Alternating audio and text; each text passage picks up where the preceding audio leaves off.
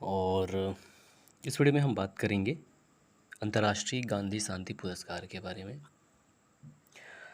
अब वर्ष 1995 में इसे दिया जाना शुरू किया गया था और ये भारत के संदर्भ में एक अंतर्राष्ट्रीय शांति पुरस्कार है जिसे महात्मा गांधी के 125वें वर्षगांठ पर यानी कि वर्ष 1995 में इसे देना चालू किया गया था और यह वार्षिक पुरस्कार है। वर्ष 1995 से चालू किया गया।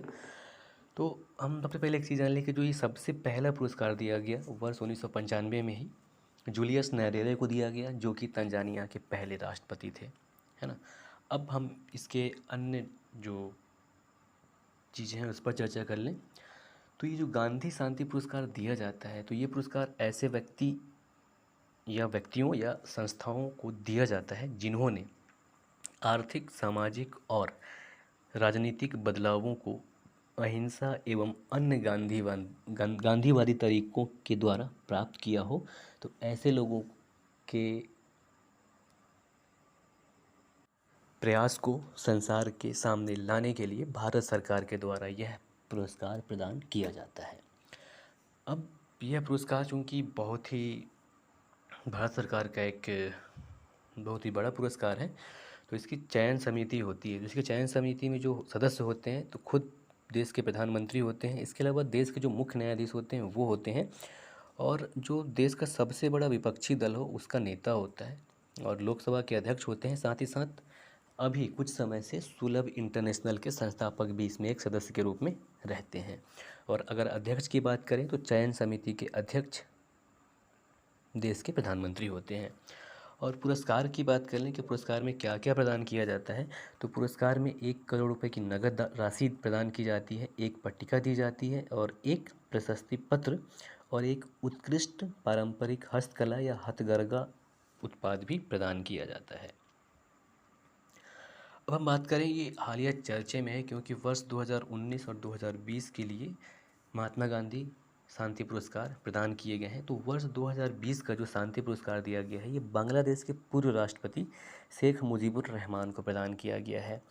और चूंकि बांग्लादेश की आज़ादी में इनका बहुत ही महत्वपूर्ण योगदान रहा और ये गांधीवादी तरीके अपनाए थे इन्होंने, इसके लिए इनको प्रदान किया गया शेख मुजीबुर रहमान को, और इन्हें बंग बंधु भी कहा जाता है। और वर्ष 2019 का गांधी शांति पुरस्कार काबूस बिन सईद अल सैद को प्रदान किया गया, जो कि ओमान के शासक थे। ये भी गांधीवादी विचारधारा में विश्वास करते थे। इन्होंने ओमान में सत्ता परिवर्तन किया अंग्रेज़ों की मदद से। और काबूस बिन सईद अल सैद की बात करें जो कि ओमान के हैं, तो ये भारत में ये पढ़े भी हुए हैं।